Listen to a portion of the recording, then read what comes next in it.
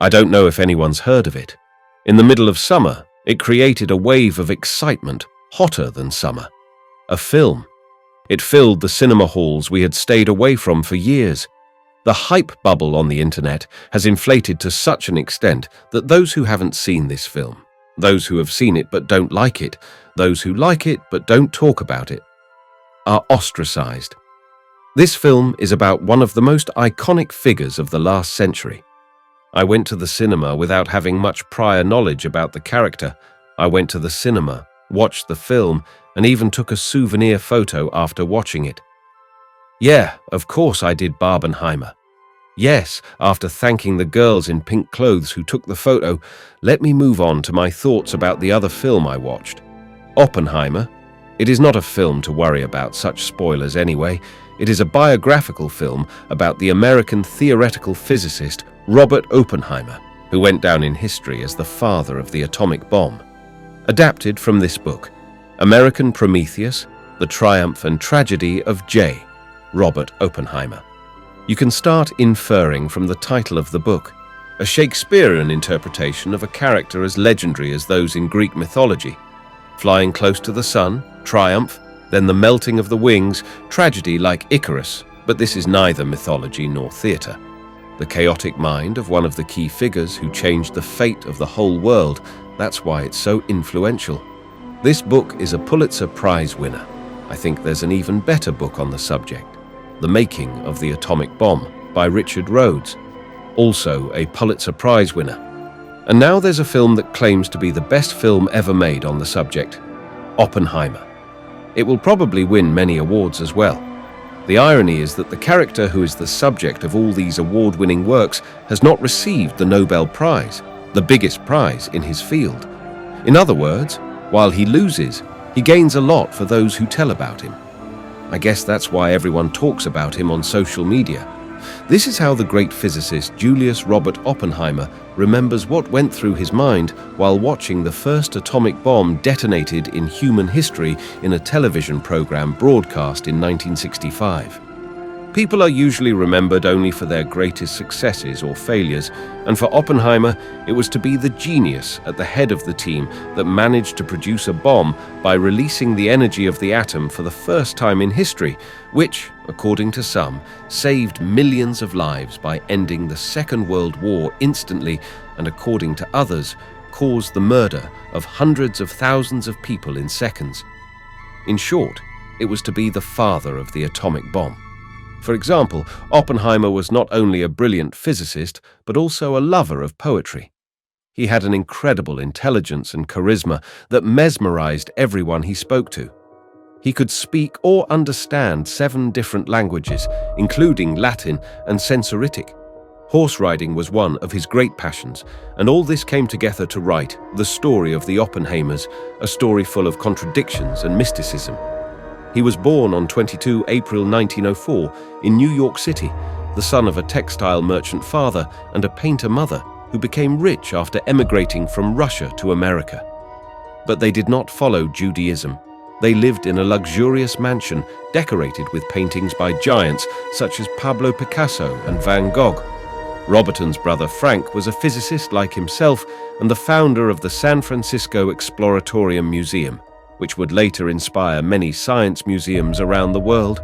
Oppenheimer was a strange child as a child, often sick and spending most of his time at home. One day, his father gave him a mineral kit for fun, and these interesting-looking shiny stones caused Oppenheimer to become interested in geology. Ironically, he enrolled in a school that taught ethical humanism, which prioritized teaching how people could live more ethical lives.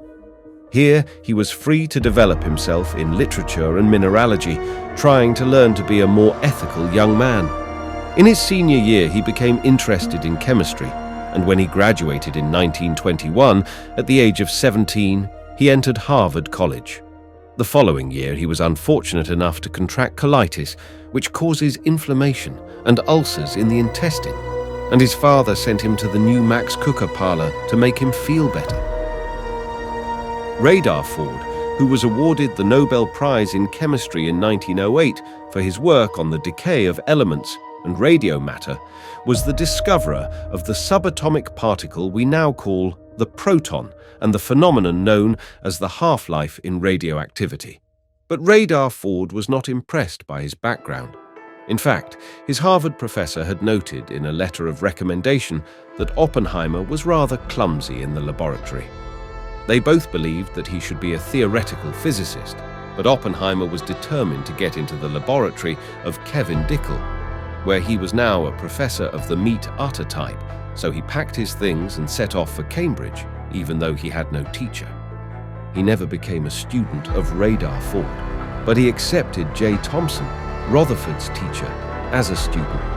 Thomson was the discoverer of the electron, the first subatomic particle to be discovered, and had been awarded the 1906 Nobel Prize in Physics for his work on the conduction of electricity in gases.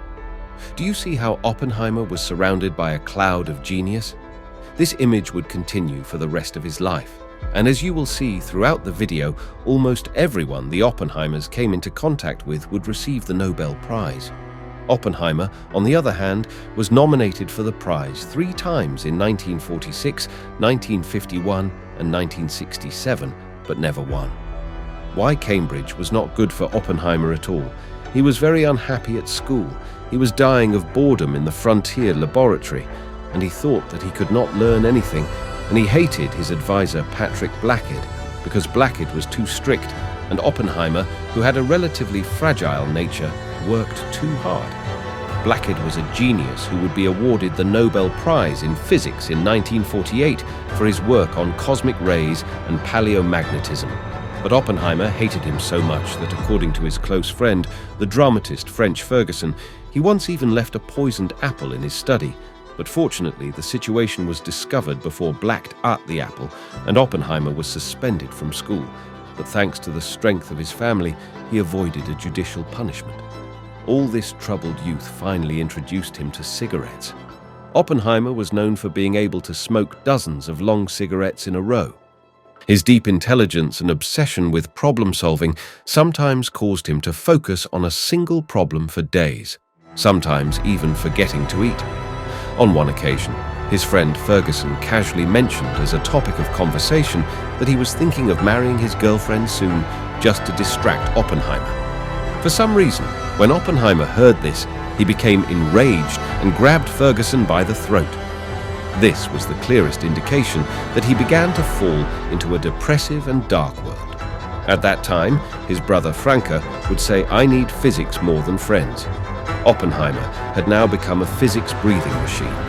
Finally, in 1926, he left England, leaving experimental physics behind to pursue a PhD at the University of Göttingen, the cradle of theoretical physics, under Max Born, one of the fathers of quantum mechanics.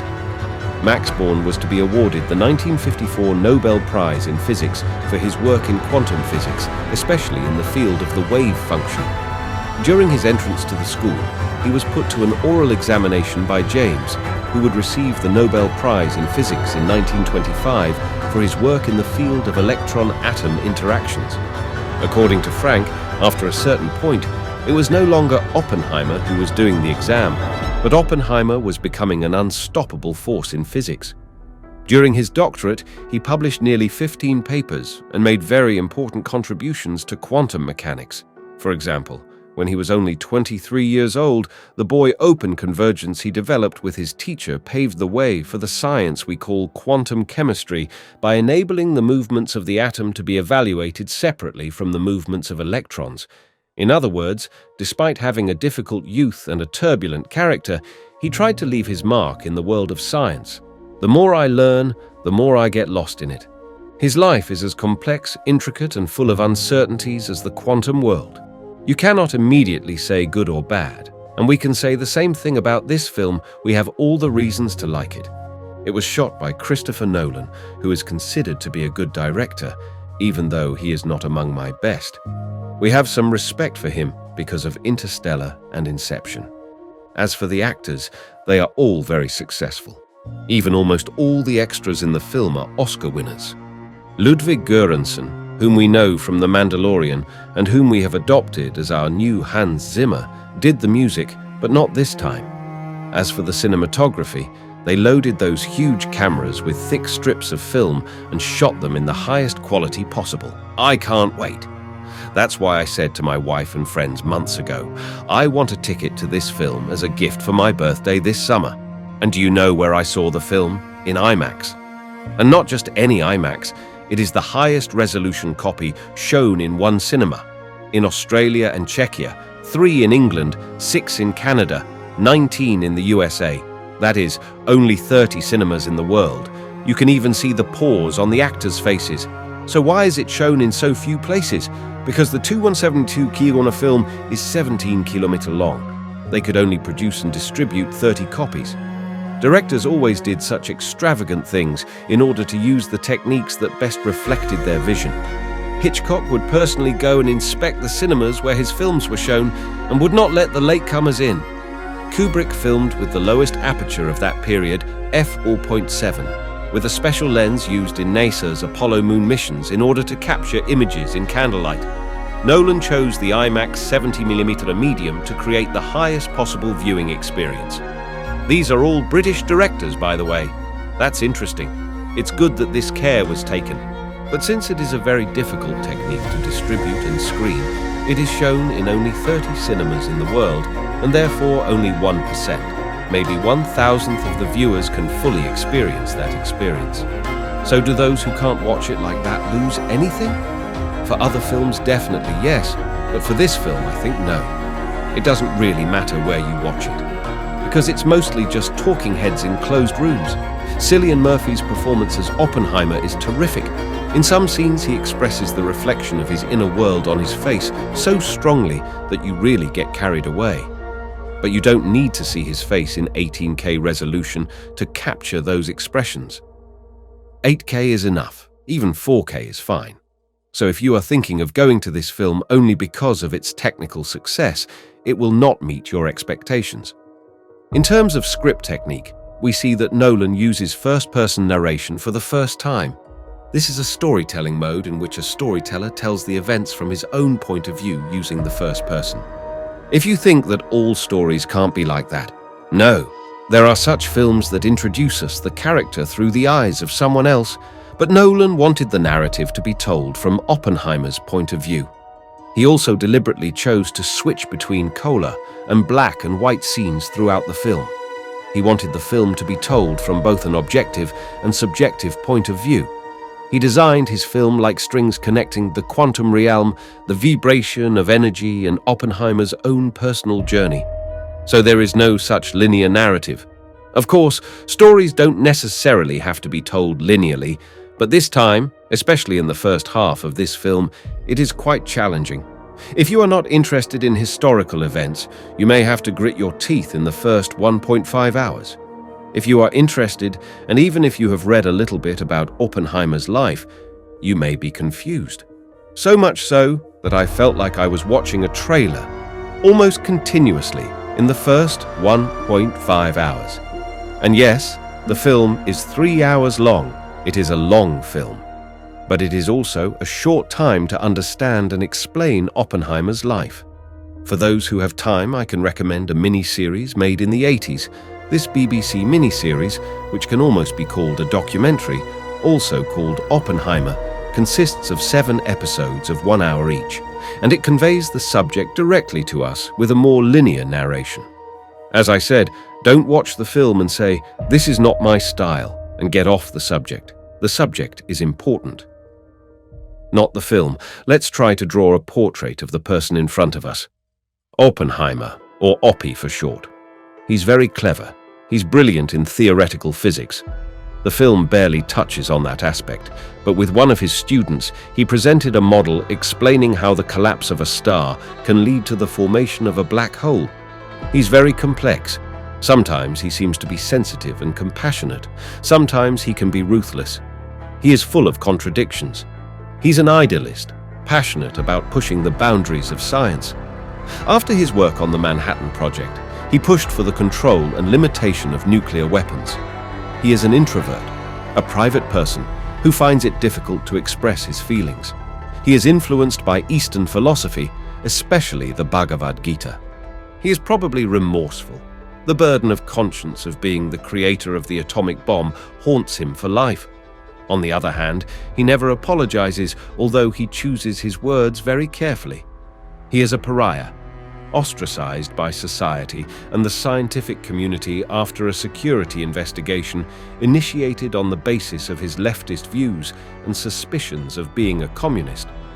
He is passionate about two things in particular: physics and New Mexico. To combine these two passions, he had the Manhattan Project, one of the most secretive missions in history, built in his beloved Los Alamos, and brought the world's brightest minds to this isolated place in the middle of the USA. And of course, he impresses those around him with his charismatic, attractive personality and intelligence. That is why he is put in charge of such an important project, even though he has never managed any big project before.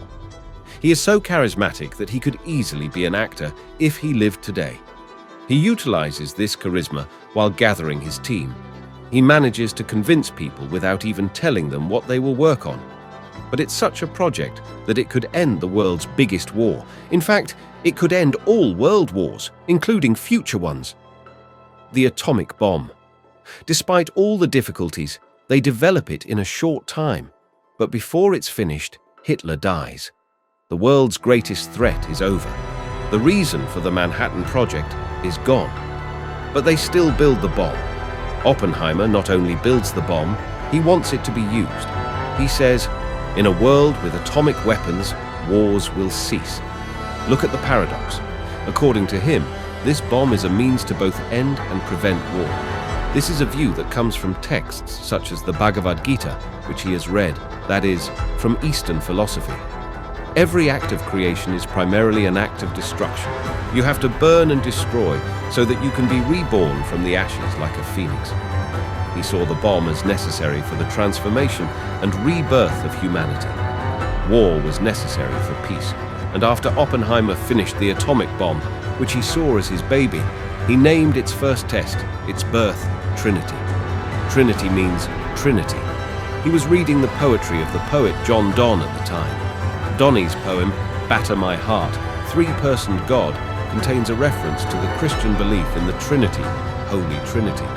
The Trinity represented both the Trinity of Father, Son, and Holy Spirit, and the three parts of the bomb.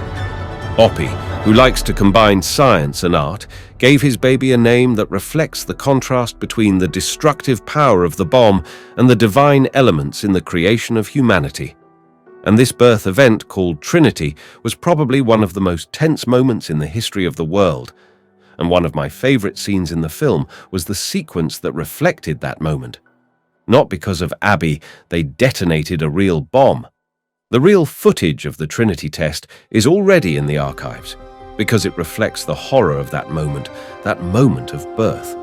You can feel the warmth on your face, even in the cold cinema hall. Phantom effect, I guess. Eyewitnesses say that after the explosion, they felt as if the door of an oven had been opened. Radiant waves of heat radiated out. After a while, a sound like thunder. Then the first mushroom cloud rises. It's an unprecedented moment in the history of the world. How can matter and energy transform like this? A few people laughed, a few people cried. That's Oppie himself. It's not a scene from the film. Is he acting, or is he saying what he really feels? Because once they saw the power of the Trinity test, they didn't stop. Just 3 weeks later, they use it on people in Hiroshima. Not only that, just 3 days later, they bomb Nagasaki. According to their plan, if the Japanese do not surrender, they aim to drop one more bomb on 19 August, 3 more in September, and 3 more in October. The scene in the film where they talk about the selected target cities really gives one goosebumps. For example, they leave Kyoto off the list because someone spent their honeymoon there. Okay, maybe these are elements of dramatization, but they are also historical facts. Oppenheimer built the atomic bomb. He supported dropping it on cities where civilians lived. He felt remorse for this, but he still attended the meeting of the generals I just mentioned and explained in detail how the bomb should be dropped, how high it would be more effective. He did this for the first use of nuclear weapons and at the same time for the last time. Of course, it is also wrong to read history in one direction. It is very difficult for us to think about the conditions of that time, to calculate what the other parties in the war did and could do. But that's why films exist. If you want to watch something about the impact of the war on Japan, I recommend the anime Grave of the Fireflies. Grave of the Fireflies. It's one of the most powerful anti-war works ever made. We can judge him all we want. After all, like all mortals, he's no longer with us. But his bomb is. Thousands of them. Ready to be used at any moment. No country has used nuclear bombs as a weapon since Hiroshima and Nagasaki, although they have come close a few times in history. I saw the story of this once again in the cinema. In high definition, I felt the destructive power of the atomic bomb. I heard its sound as far as the world's most powerful loudspeakers could project, and the scream of the baby. I think it was promoted as a film that revolutionized narrative techniques, and it will probably be awarded for that. After the film, some people laughed, some people cried, some people applauded. As I was walking down the corridor outside, I saw the girls in pink going into the other session. I asked one of them to take these silly photos, and that's when I wondered once again if we were living in a simulation.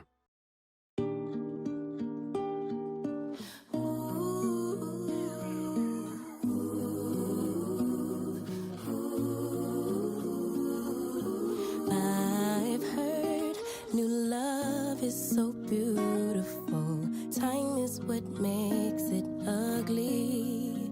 But time after time and through every turn in this life, I could use some stability.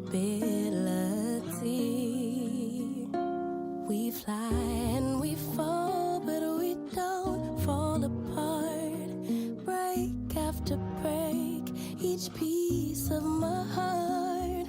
Lovers have come and lovers have gone, but you still feel like right when the whole world feels wrong. They say history repeats itself, but a memory is for the shelf. Well, I replay the moments and years of our lives while I'm praying and hoping there will always be you and I.